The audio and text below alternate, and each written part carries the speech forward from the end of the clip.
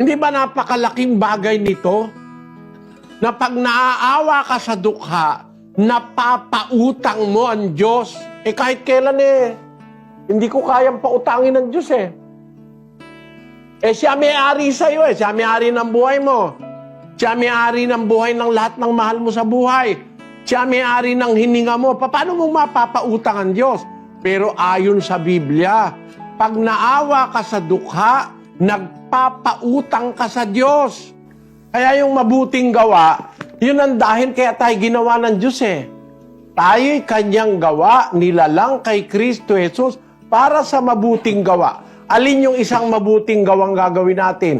Yung naaawa sa dukha, nagpapautang sa Panginoon. At meron kang katiyakan, pag ang Diyos ang nangutang, hindi pwedeng hindi ka babayaran. Babayaran ka niya.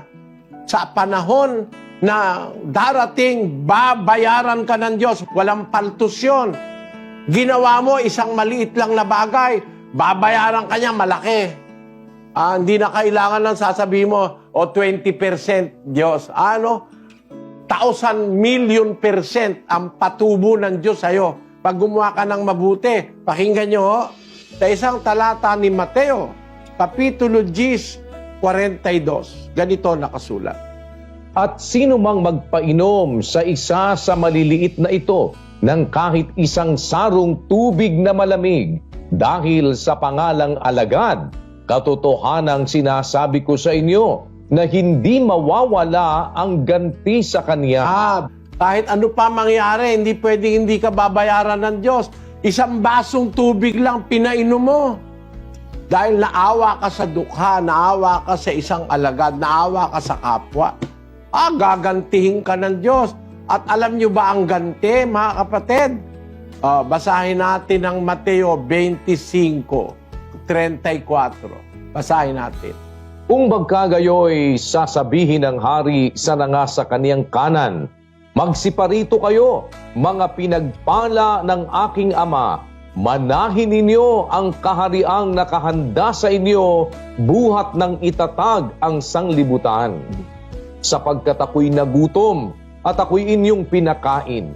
Ako'y nauhaw, at ako'y inyong pinainom. Ako'y naging taga-ibang bayan, at inyo akong pinatuloy. Anyo, mga kapatid, pinainom mo lang ang ganti sa'yo. Ali kayo.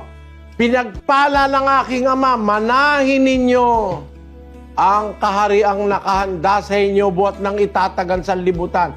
Dahil nagutom ako, pinakain niyo ako.